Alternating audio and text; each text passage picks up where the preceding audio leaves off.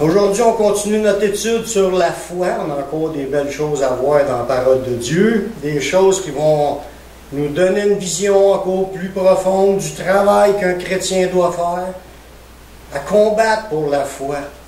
Notre foi, c'est le plus grand trésor et en même temps qui a besoin d'être défendu.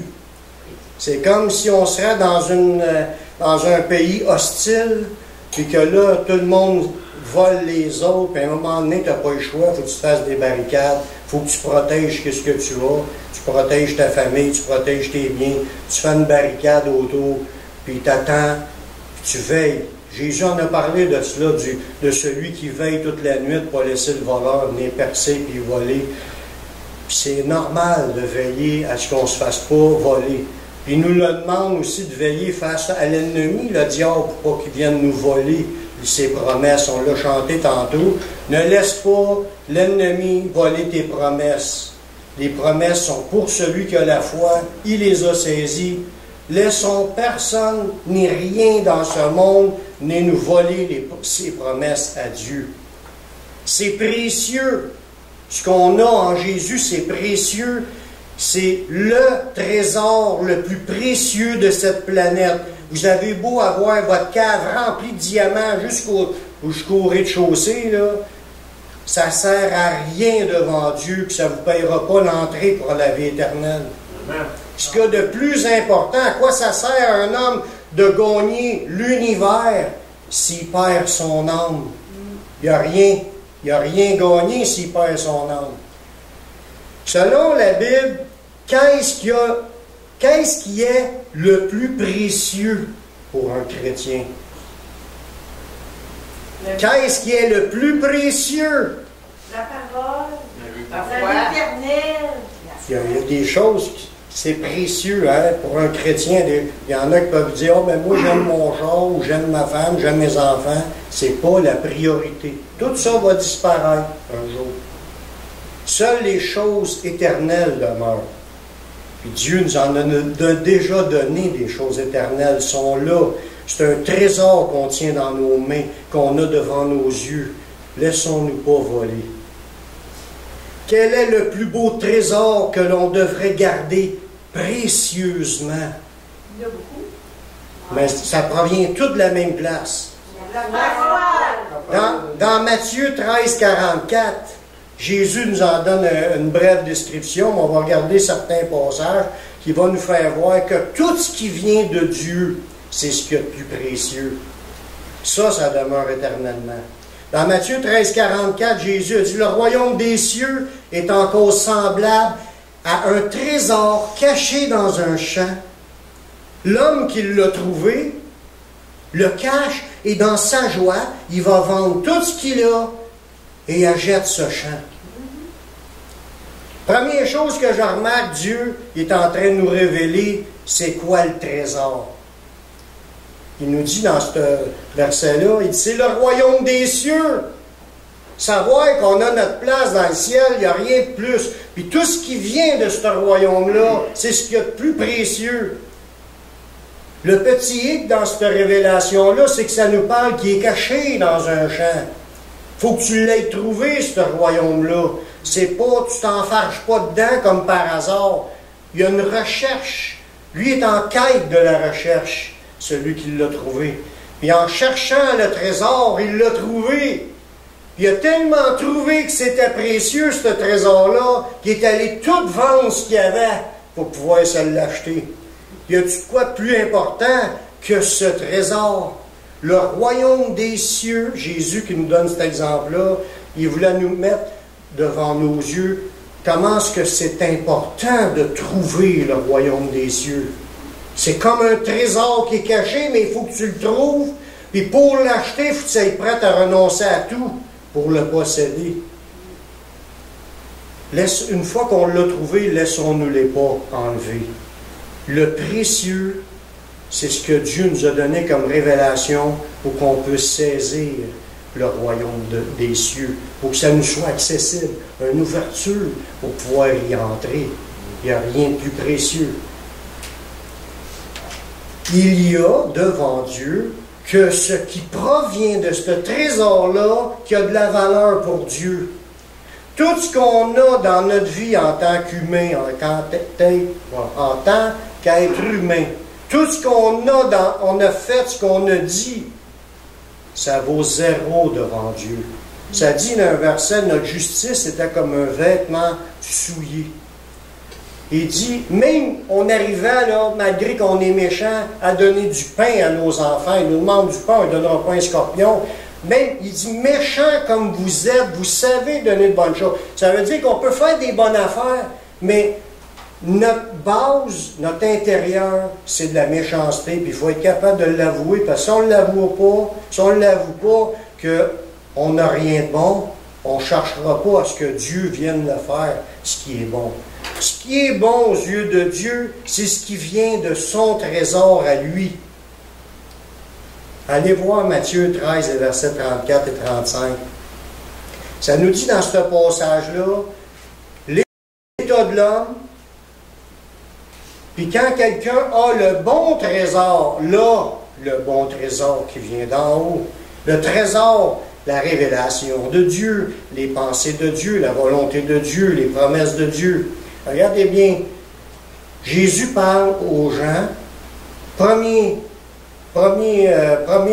jugement ou première analyse de leur état, il répond aux gens, race de vipères, comment pourriez-vous dire de bonnes choses, méchants comme vous l'êtes?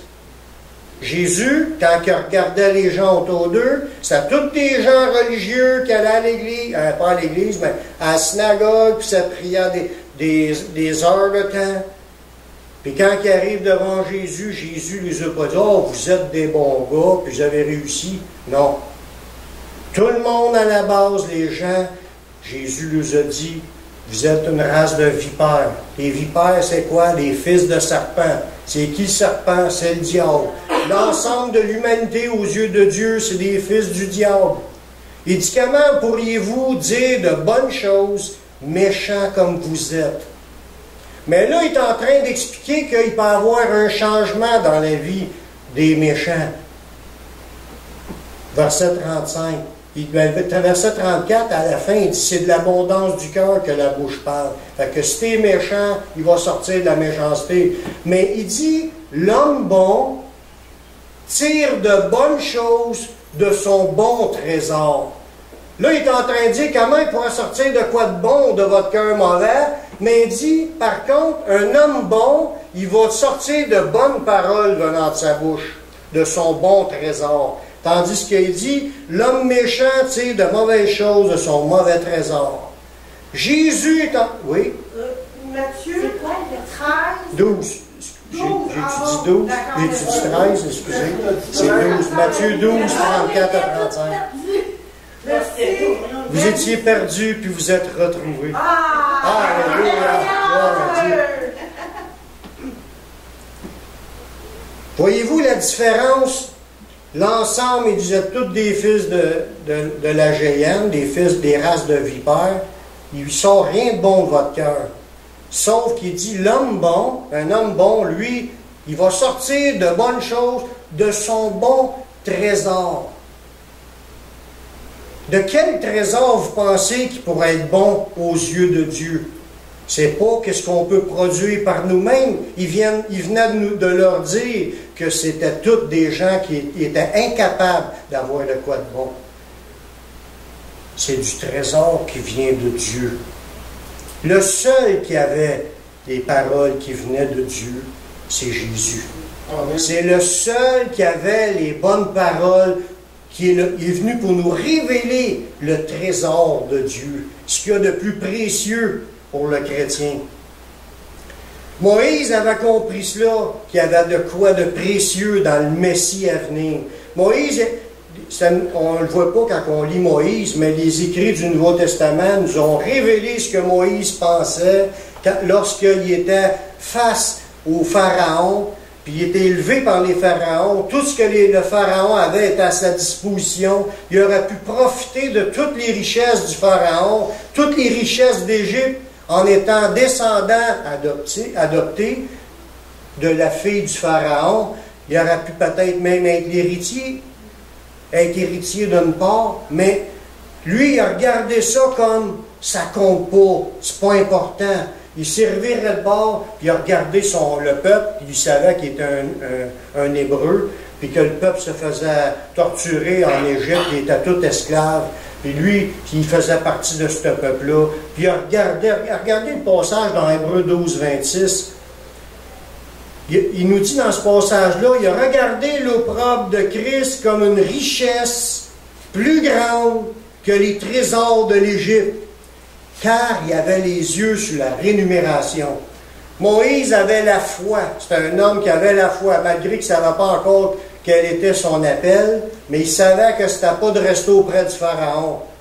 Il a quitté ce lieu-là, puis s'est en allé par la foi. Il savait dans lui qu'il était pour faire quelque chose pour aider le peuple d'Israël, mais il n'en avait pas la capacité tout seul. Fait qu'il est parti. Il est parti en exil pendant 40 ans. Par la suite, Dieu l'a renvoyé. Mais dans son cœur, quand il a considéré les richesses de l'Égypte, il a considéré l'opprobre de Christ, la honte du Messie, parce que tout le monde l'attendait le Messie. Tout le monde criait au Messie. Il attendait la promesse de celui qui écraserait la tête du serpent. C'était dans leur écrit, c'était dans leur enseignement. Il attendait le Messie, puis il savait qu'il viendrait un Messie, puis il a regardé cette promesse-là plus important. C'était plus précieux pour lui, le trésor du Messie, que tous les trésors de l'Égypte. Puis le trésor du Messie, ça y était pour lui souffrance. Il a tout perdu. Il a perdu sa popularité, il a perdu ses richesses, il a perdu son confort, il a perdu sa famille adoptive. Il est parti en exil, il a fait sa vie ailleurs. Il a perdu beaucoup, mais il a gagné encore plus, parce que là, Dieu l'a utilisé pleinement, puis il va avoir une belle place l'autre bord. Il y a aussi l'exemple de l'apôtre Paul, que lui avait compris que l'opprobre de Christ, la honte de Christ, ou le travail pour Christ, c'était important, puis c'était un trésor qui valait la peine de se battre pour. Dans Colossiens 2, les versets 1 à 3, il dit « Je veux en effet que vous sachiez combien est grand le combat que je soutiens pour vous. » L'apôtre Paul, c'était pas un gars qui se laissait aller et qui perdait son temps. Oui, nous autres, on peut perdre notre temps. Mais lui, non. Il travaillait dans l'œuvre, puis il combattait efficacement, puis il avait à cœur les brebis du Seigneur. Puis il savait que la mission qu'il avait à faire, c'était pour amener beaucoup d'âmes au Seigneur. Puis il considérait cela comme étant un trésor qui en valait le prix. Alors, regardez quand il parle de ce qu'il faisait comme ministère. Il dit... En effet, je veux que vous sachiez combien grand le combat que je soutiens pour vous et pour ceux qui sont à Laodicée, pour tous ceux qui n'ont pas vu mon visage en la chair, afin qu'ils aient un cœur rempli de consolation, qu'ils soient unis dans la charité, et, un autre point pour lequel il travaillait, que les gens soient enrichis d'une pleine intelligence pour connaître le mystère de Dieu, savoir Christ. Mystère dans lequel sont cachés tous les trésors de la sagesse et de la science. Son ministère à l'apôtre Paul, c'est un combat acharné à former des disciples. Puis qu'une fois que le disciple est en formation, il voulait que la personne reçoive d'être consolée, qu'elle soit unie en connexion d'amour avec les autres frères et sœurs et qu'elle soit enrichie dans son intelligence de la connaissance du Messie. Puis dans cette connaissance-là, c'est là-dedans que tu retrouves tout le trésor de Dieu. Quand tu connais Jésus-Christ, tu connais le trésor de Dieu. Puis dans ce trésor-là, tu retrouves toutes les intelligences, les sagesses, les révélations, les connaissances qu'on a besoin, qui proviennent de ce trésor-là. Commencez-vous à voir c'est quoi le trésor de Dieu? C'est de connaître le Christ et sa parole. Une fois que tu le connais, tout débloque. C'est là que de ton cœur peut sortir de bonnes choses, de ton bon trésor qui est le Christ. Amen. Amen. Amen. Par la révélation de la parole de Dieu, parce que là, c'est où est-ce que je vais aller pour l'avoir, cette révélation-là aujourd'hui. Mais j'ai un livre, tout est écrit dans ce livre-là. Tu as toute la révélation de Dieu dans ce livre-là. Tout ce que tu as besoin de savoir. La description par des gens qui ont été témoins de cela, et ils ont enseigné des choses. Ça nous a été laissé par écrit pour qu'on puisse sonder le trésor de Dieu. La révélation de Dieu, ça fait partie du trésor que Dieu nous donne. Il n'y a rien de plus précieux que cela. Tu as beau avoir un beau char neuf, tu as beau avoir une belle maison neuve, tu as beau avoir une belle femme flambant neuve, tu n'as rien si tu n'as pas le Seigneur Jésus-Christ.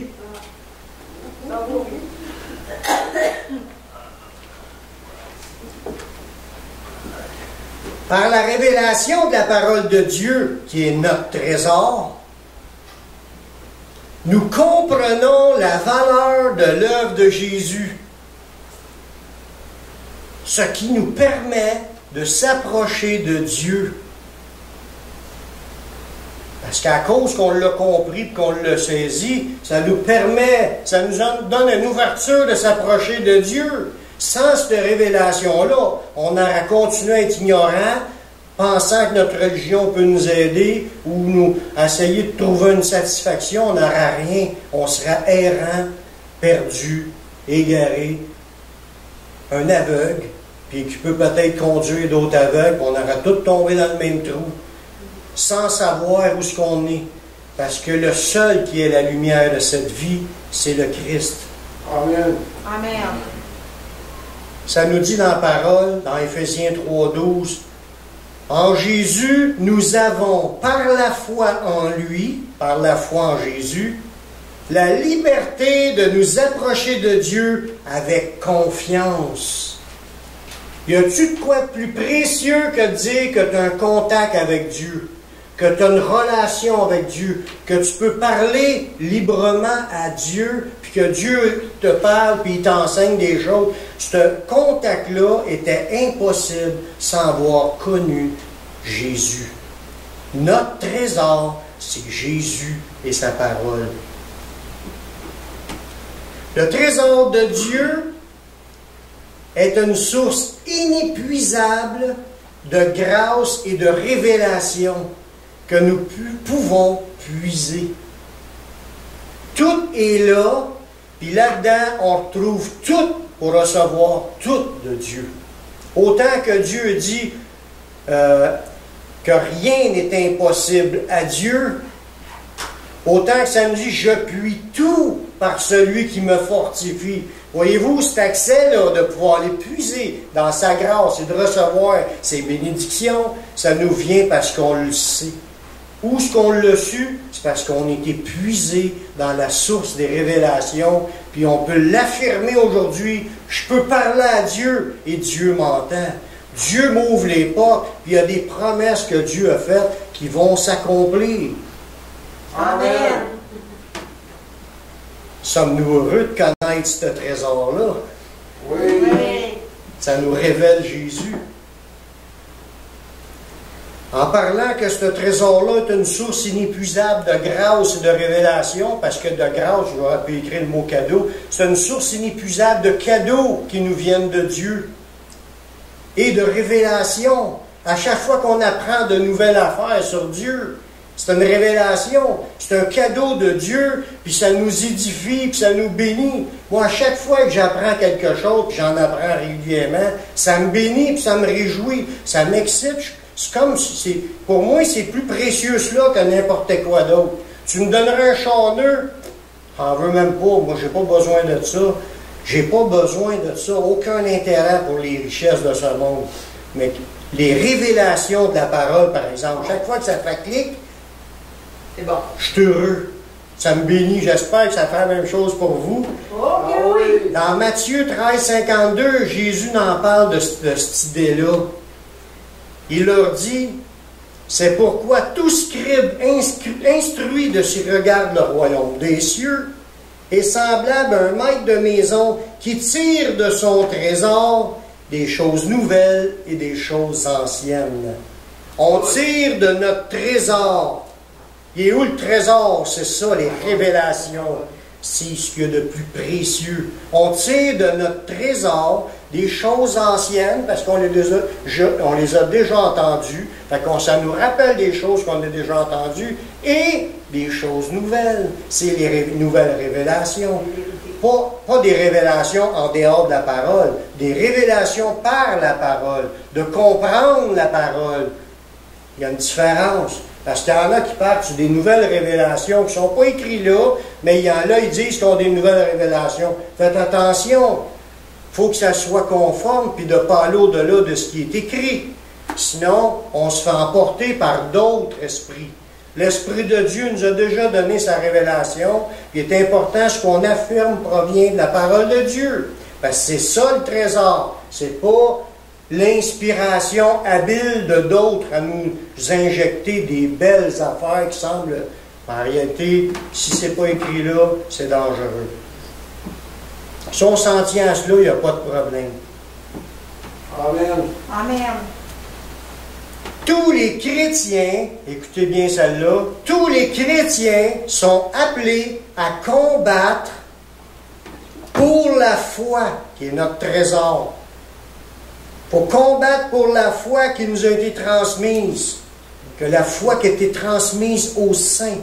C'est un cadeau qu'on a aujourd'hui de pouvoir avoir, c'est une grâce, une bénédiction de pouvoir l'avoir dans nos mains. Dans des pays, là, ils se battent, là, puis ils aimeraient ça de m'avoir une, puis ils ne peuvent pas, parce que le pays est contrôlé par leur gouvernement ou par des religions, puis c'est interdit de l'avoir, ce trésor-là.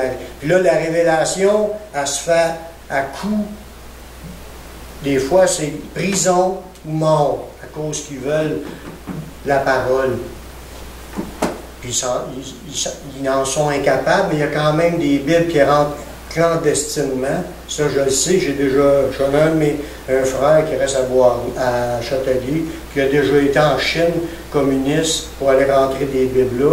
Il y en a d'autres qui l'ont fait, il y en a d'autres qui le font présentement, puis ils font un travail ardu à essayer de faire rentrer la Bible dans ces pays-là par des ondes courtes aussi. Il y en a qui roulent des stations de radio, c'est comme des CB, mais plus puissants, pour envoyer des messages de l'Évangile l'autre bord, dans les lignes où c'est impossible que ça rentre. Puis il y en a qui captent les messages, puis ils se nourrissent comme qu'ils peuvent, avec ce qu'ils peuvent recevoir. Remercions le Seigneur d'avoir la liberté encore aujourd'hui, de pouvoir la vivre. Mais tous les chrétiens sont appelés à combattre pour cette foi-là, notre trésor qui nous a été transmis. On voit ça dans Jude, chapitre 1, verset 3. Il nous dit, « Bien-aimés, comme je désirais vivement vous écrire au sujet de notre salut commun, je me suis senti obligé de le faire afin de vous exhorter. » Il y a une exhortation qui veut nous dire là, c'est important de l'écouter. Il nous exhorte à combattre pour la foi qui a été transmise aux saints une fois pour toutes. Parce qu'il n'y a pas de deuxième foi ou de troisième message à recevoir. Il y en a juste un, puis ça nous a été transmis aux saints. Au début, c'était verbalement, les premiers chrétiens, c'était verbalement qu'ils se le transmettaient. Après ça, les apôtres, ils ont écrit des lettres, puis tout ça. L'enseignement nous a été rassemblé en un seul livre. Là-dedans, on reçoit la révélation de Dieu qui nous permet de connaître Jésus-Christ. Puis ça, cet ensemble de révélations-là, c'est ça le trésor. C'est un trésor. C'est ce qu'il y a de plus important sur cette terre. Les chrétiens sont appelés à combattre pour la foi. Savez-vous que dans l'histoire, pour qu'on puisse avoir la Bible dans nos mains, il y a eu des guerres de religion dans l'histoire, puis il y a eu des recensements qui ont été faits, des analyses de cette histoire-là. Des chrétiens qui sont fait tuer pour le nom de Jésus, c'est estimé à 50 millions de chrétiens qui ont été tués, selon les estimations. dans l'histoire depuis Jésus jusqu'à aujourd'hui. Puis il y en a encore qui se font tuer pour défendre la foi.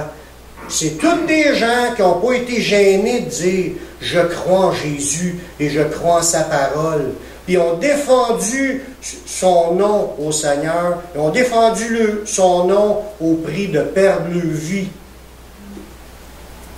Les chrétiens aujourd'hui, on n'en subit pas vraiment de pression, mais si jamais ça arrive un jour, il faut que les chrétiens soient prêts à défendre la parole. Même si on se retrouve tout seul, il faut être capable d'aller jusqu'au bout, parce qu'on est toujours devant Dieu. Il faut rester ferme dans la foi.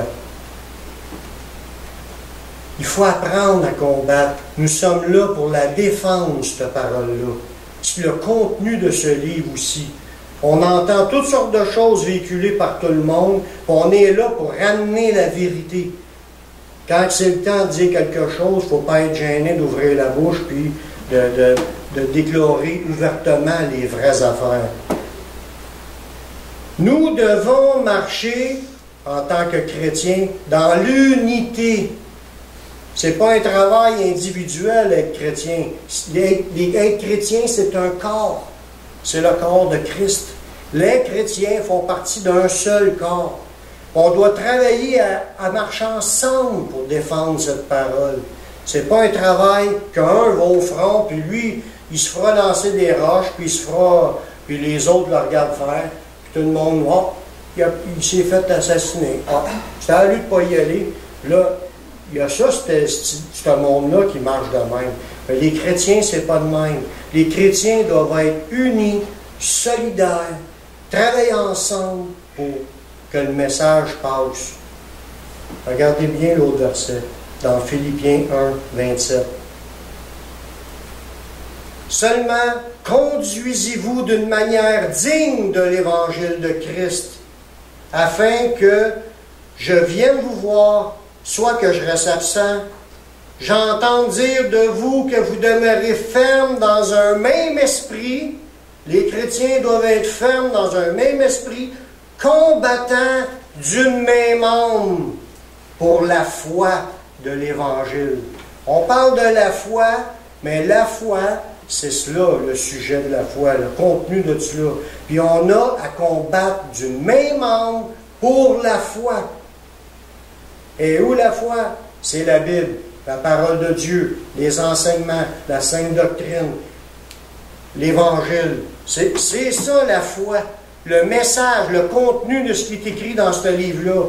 Puis les chrétiens doivent apprendre, comme c'est écrit là, demeurer ferme dans un même esprit, combattant d'une même âme. Ça veut dire quoi, combattre d'une même âme? Tout le monde ensemble. Comme formant qu'un. On combat tous le même combat. L'apôtre Paul, lui, partait, il n'était pas tout seul. Il y avait Barnabas, Timothée, Tite, puis il y en avait d'autres. Plus les autres qui étaient autour, qui l'accompagnaient, qui pourvoyaient financièrement. Il était une équipe. Il arrivait dans une ville, il débarquait, il évangélisait. Il y en a un peut-être qui rouvrait la bouche, tous les autres qui étaient avec priaient avec lui, sans compter que les autres églises autour pourvoyaient, envoyaient des dons financièrement pour aider à Paul à continuer à avancer. Puis les églises priaient pour leur ministère. Fait que tout ensemble, d'une même âme, d'un même cœur, il était une équipe qui permettait à l'équipe principale d'être au front. Voyez-vous? Le travail pour répandre la parole, pour combattre dans l'œuvre, c'est un travail d'équipe. Il faut que tout le monde participe. C'est pas un qui va y aller, puis il est tout seul, personne prie, tout le monde le regarde, puis s'il n'y a rien qu'un œil au beurre noir, mais c'est à deux de ne pas y aller. Parce qu'il y en a qui réagissent comme ça.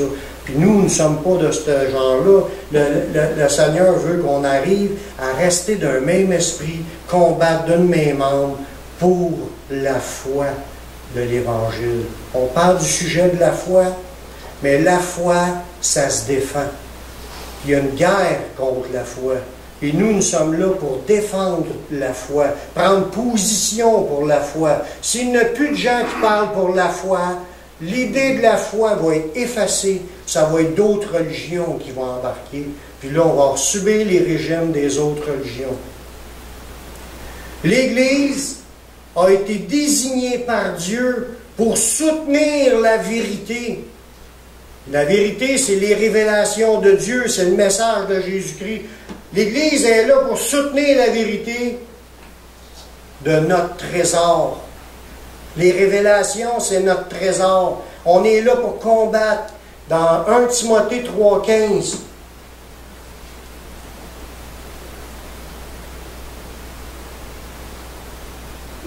l'apôtre Paul, il parle à Timothée, « Mais afin que tu saches que si je tarde, comment il faut se conduire dans la maison de Dieu, qui est l'Église du Dieu vivant, la colonne et l'appui de la vérité. » L'Église est la colonne et l'appui de la vérité.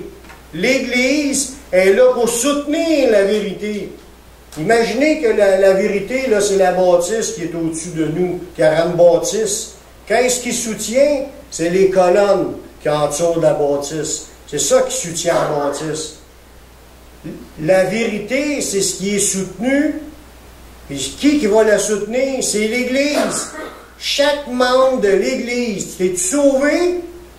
Tu fais-tu partie de la famille de Dieu? Si tu fais partie de la famille de Dieu, c'est ton rôle de soutenir la vérité. Si tu es sauvé, ton travail, c'est de combattre pour la foi de l'Évangile. C'est de soutenir les révélations de Jésus. Amen. Ça, c'est ton trésor. Puis il n'y a rien de plus précieux. Puis notre travail, c'est que ça soit vu, entendu. Que d'autres personnes puissent puiser dans ce...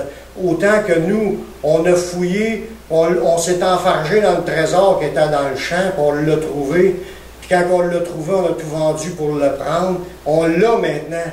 On l'a-tu pris pour le mettre dans nos poches puis le cacher? Non. On veut que tout le monde puisse en profiter de ce trésor-là. On va se rendre partout dans les places publiques, on va aller le montrer, puis prenez-en, c'est pour vous autres aussi.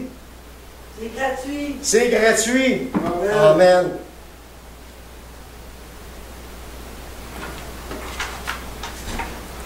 Il est important de combattre pour le bon combat. Parce qu'il y a beaucoup de combats dans cette vie. Il y en a tellement de choses que nous pouvons défendre dans ce monde.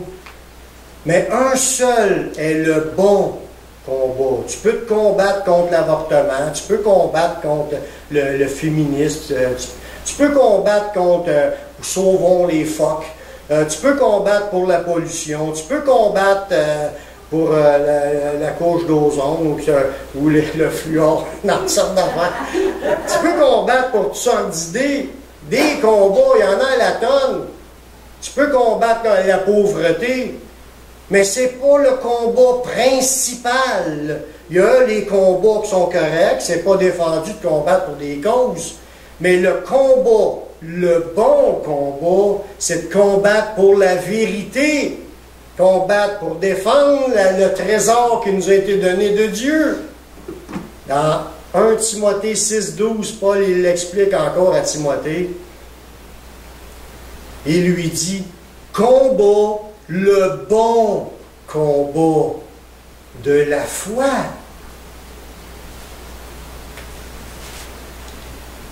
Combat le bon combat de la foi. La foi que nous vivons, que nous professons, doit être, on doit se battre pour. On doit combattre, ça devrait être notre premier combat, de défendre notre foi. Quelqu'un vient nous parler contre la foi, on dit les choses qui sont conformes à la foi pour renverser les faux raisonnements. Combattre, il dit combat, le bon combat de la foi, saisis la vie éternelle à laquelle tu as été appelé et pour laquelle tu as fait une belle confession en présence d'un grand nombre de témoins. La foi, c'est une prise de position. Tu confesses devant tout le monde que tu crois que c'est Jésus qui est le oint, le Messie, le Sauveur, le Seigneur. Il est mort, il est ressuscité, son sang est versé pour qu'on puisse être pardonné de nos péchés. Maintenant, on a la vie éternelle. Mais en attendant, c'est une belle bénédiction de le savoir, tout ça. Mais combattons le bon combat. Commençons à répandre ce message-là. Ouais, mais combattre de quelle façon? Comment on peut arriver à combattre concrètement? Mais il y a au moins deux grandes lignes dans lesquelles on peut combattre. Premièrement, combattre par la prière. Parce que dans Romains 15:30, Paul nous en parle, il dit « Je vous exhorte, frères, par notre Seigneur Jésus-Christ et par l'amour de l'Esprit, à combattre avec moi en adressant à Dieu des prières en ma faveur. » Voyez-vous, comme je l'expliquais tantôt, l'apôtre Paul, il était peut-être au front en train d'ouvrir la bouche, mais il avait besoin de prière. Il avait besoin de la force de Dieu, il avait besoin que Dieu lui rouvre les portes, ou que c'est des chemins qui ne sont pas bons, qui ferment les portes, qu'il avait besoin que Dieu pourvoie financièrement, il avait besoin de toutes sortes de besoins, que Dieu le délivre des incrédules qu'il rencontrait sur son chemin, puis il le délivre aussi de la prison quand il s'est fait mettre en prison injustement, puis toutes sortes de combats qu'il vivait, puis il était là, lui, il subissait, mais il demande à tout le monde de combattre avec lui. Donc, tout le monde devient participant de sa bataille pour gagner ses victoires. Voyez-vous? Puis s'il y a Dieu, sûrement, puis c'est officiel, Dieu a répondu à ses prières, puisqu'on voit qu'il a été libéré à la fin de sa vie, puis il était dans Rome, puis il continue à prêcher librement. Il a été libéré, délivré de la prison, délivré de plein d'embûches, tout ça. Dieu exaucé, ça veut dire que tout le monde qui a prié n'a pas prié en vain, puisqu'il a accompli son ministère. Puis juste, les lettres qu'il a écrites nous sont restées 2000 ans plus tard, puis ça l'aide encore à sauver d'autres personnes. Fait que son ministère, il a un impact mondial, puis pas juste dans ces temps-là, même 2000 ans plus tard, il y a encore un impact avec son ministère. Donc, tous ceux qui ont prié avec lui ont participé, puis la bénédiction va s'étendre à tout le monde qui ont entré dans le combat. Voyez-vous? Puis ceux qui ne voulaient rien savoir, moi, je ne prie pas pour lui, qui s'arrange. Mais lui, celui qui pense de même, il n'aura pas de bénédiction. La bénédiction est pour les combattants, les ouvriers, ceux qui n'ont pas peur de s'impliquer, soit en allant au front, soit en assistant à ceux qui vont au front. C'est parce qu'on est un corps, on est un travail d'équipe. Une autre manière pour combattre, c'est combattons aussi avec l'annonce du message de l'Évangile. Quand que tu sors et tu prends position devant les autres pour expliquer des versets, pour parler des choses de ton trésor, mais tu es en train de combattre pour l'Évangile. Tu es en train d'aider d'autres personnes à recevoir le message du salut puis être sauvé. Tu es en train de renverser les œuvres des ténèbres, parce qu'il y en a qui sont prêts à toutes sortes de mauvaises pensées, des pensées fausses. Là, tu expliques les vraies affaires, puis là, ça arrive régulièrement que les gens acceptent ton idée, puis ils se débarrassent de leurs pièges qui sont capturés. Ça peut être un chrétien qui est capturé par quelque chose, puis le fait que tu l'aies encouragé, prié pour lui, tu as combattu pour l'Évangile, tu as combattu, tu as ramené un chrétien qui était mêlé, perdu, qui s'est égaré, tu le ramènes dans la vérité. Mais combattre, c'est de ne pas être gêné de prendre position pour Jésus, puis parler dans le nom de Jésus. Parce qu'on est envoyé pour cette mission-là. Jésus a envoyé ses disciples aller par tout le monde, prêcher la bonne nouvelle à toute la création. C'est une évangélisation systématique. Pour ceux qui ne savent pas ce que ça veut dire systématique, c'est une évangélisation quand il dit prêcher à toute créature, à toute la création, c'est que t'es-tu une personne? Oui, bon, mais je te parle à toi. Toi, t'es-tu une personne? Oui, je te parle à toi. Puis, à toute création, là, à toute la création, mais il faut que tu parles à tous les humains que tu rencontres. C'est systématique. On n'est pas là pour dire, ah, ben lui, il n'y a pas de l'air d'un gars qui va écouter. Puis là, on commence à en trier un. Ah, lui, il est trop lent. Ah, lui, il est trop pauvre. Ah, lui, il a ci, lui, il a ça. Puis on commence à trier. Là, on n'est pas en train de prêcher à toute créature. Tu veux travailler pour Dieu? Dieu nous demande de combattre avec lui. Parle à toute la création. Tu vas être en train d'aider tout le monde qui sont autour de toi, qu'ils le veulent ou non. Tu leur offres.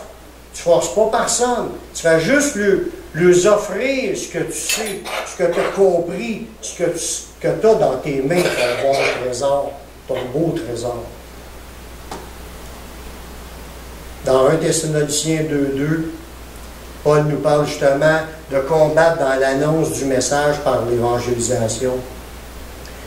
Il dit, Paul, après avoir souffert et reçu des outrages à Philippe, parce que dans la ville de Philippe, il y a eu des persécutions, puis il a souffert, ça faisait mal. Comme vous le savez, nous prîmes de l'assurance en notre Dieu. Après que ça ait été mal à évangéliser dans une ville, ils ont pris de l'assurance en Dieu. Ils sont mis à prier, là, puis Dieu les a boostés d'un boost de foi pour vous annoncer l'évangile de Dieu au milieu de bien des combats. Qui se relevait en priant, parce qu'il était un homme comme tout le monde, puis ça devait y faire donner la trouille d'affronter toujours du nouveau monde. Comment est-ce qu'ils vont le recevoir, le message? C'est pas facile d'évangéliser. Mais il y a eu beaucoup de combats, il a été lapidé à des places, il a été mis en prison, il s'est fait battre de verge, il a vécu de l'opposition aussi dans tout ce qu'il disait, le monde le critiquait, puis il parlait contre, puis la foule qui crie. Et mettez-vous dans sa place, ça prenait un gars armé de la foi de Dieu. Mais il y en a encore des gars comme ça. Puis il y en a qui n'ont même pas son zèle à lui, puis ont été pareils. Lui, il dit, c'est fortifiant le Seigneur pour annoncer l'évangile de Dieu au milieu de bien des combats. Il a continué à répandre l'évangile, puis ça a été beaucoup de difficultés par tout ce qui passait, mais il a persévéré. Il est un vrai combattant. Pour moi, c'est un exemple, ce gars-là, l'apôtre Paul, de son travail, de son zèle, de son courage, sa force qu'il avait à l'intérieur donnée par Dieu, c'est bien entendu, mais il n'avait pas peur, comme on dirait, pas peur de personne. Il fonçait dans le tas. Dieu s'en cherche encore du monde qui sont prêts à foncer dans le tas, qui n'ont pas froid aux yeux, et qui vont aller de l'avant pour aller porter le message de l'Évangile. Paul il a travaillé fort à persévérer, à nous montrer l'exemple, à combattre pour le bon combat. Il a gardé la foi, puis il recevra sa récompense. C'est ce que ça nous dit dans 2 Timothée, chapitre 4, les versets 7 et 8.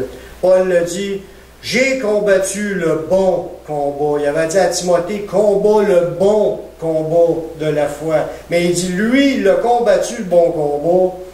Il a achevé la course.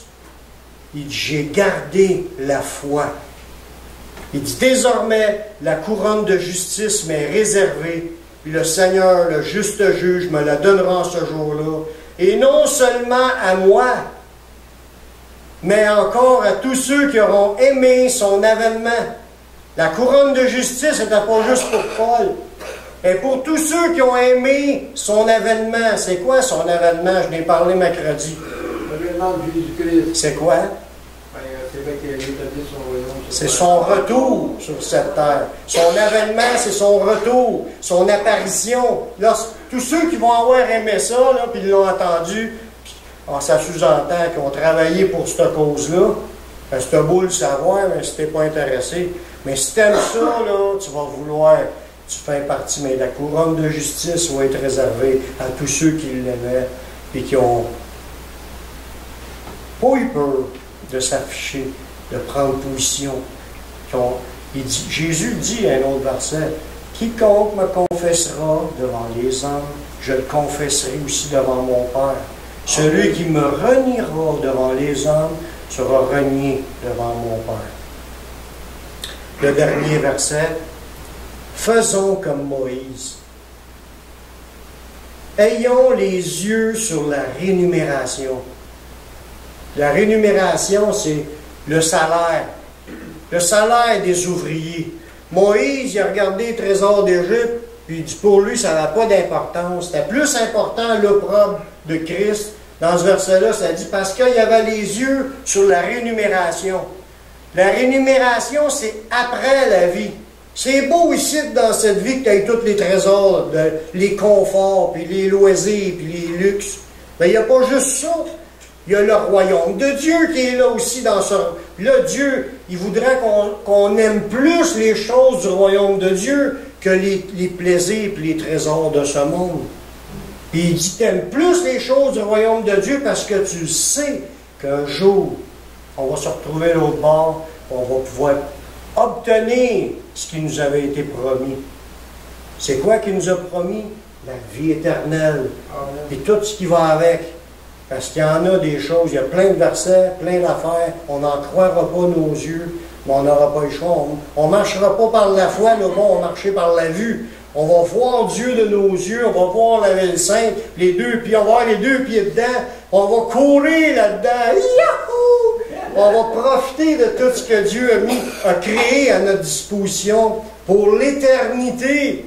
Alléluia, gloire à Dieu. Mais il faut y croire. Il faut y croire, puis on le verra. Amen. 1 Corinthiens 9, 25.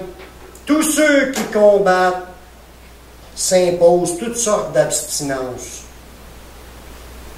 Les gladiateurs, les combats de lutte, les combats de boxe, les combats de lutte extrême, tous ces gens-là qui se battent dans l'arène pour faire comme un spectacle, mais le gars, il ne se bat pas pour perdre, il se bat pour gagner. Et pour gagner, il y a beaucoup d'entraînement et un régime très serré, un régime alimentaire, beaucoup d'entraînement, se coucher de bonne heure, puis etc. Plein d'affaires à faire attention pour être au maximum de sa shape.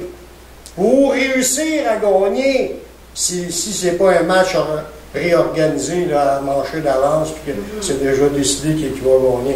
Mais en temps normal, un match est pour un gagnant, puis le gagnant, il gagne la médaille, puis les autres l'ont pas. Puis il dit, tous ceux qui combattent s'imposent toutes sortes, toute espèce d'abstinence. Ils le font pour obtenir une couronne corruptible. Toutes les médailles, les médailles des Olympiques, puis tout ce que tu voudras ici dans ce monde, les Golden Gloves, peu importe comment de ces médailles-là, ça sert que pour le temps présent.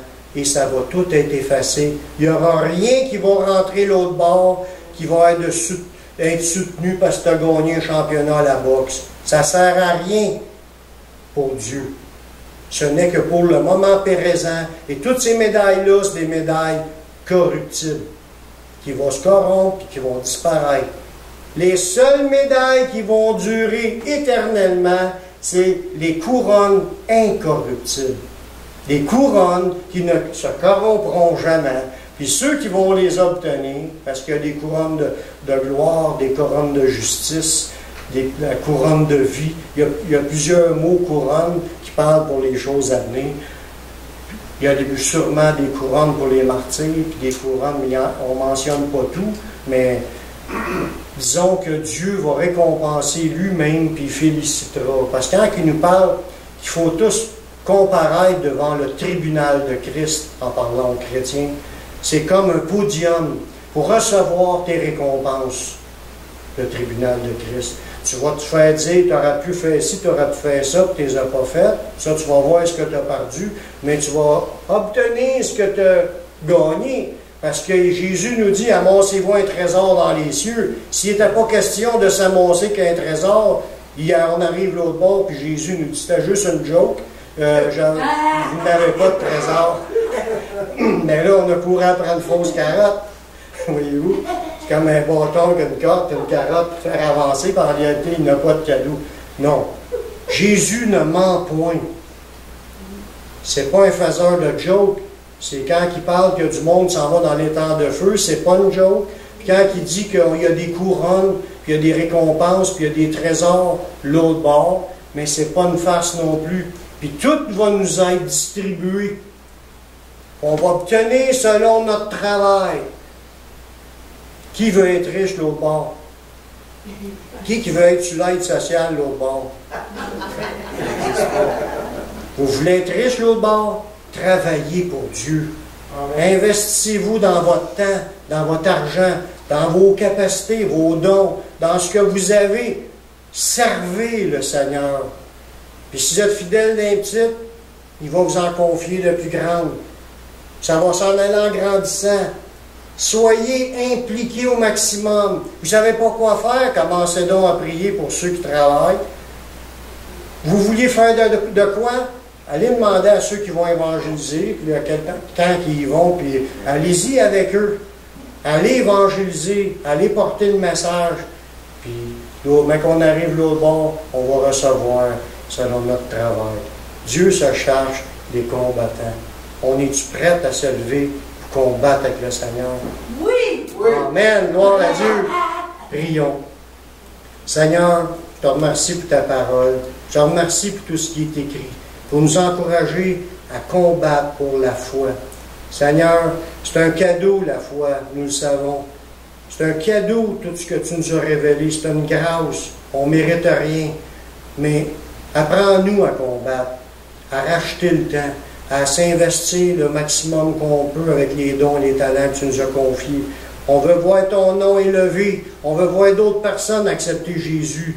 On remet tout ça entre tes mains, Seigneur, que tu nous diriges dans ton plan merveilleux, dans le nom de Jésus. Amen. Amen.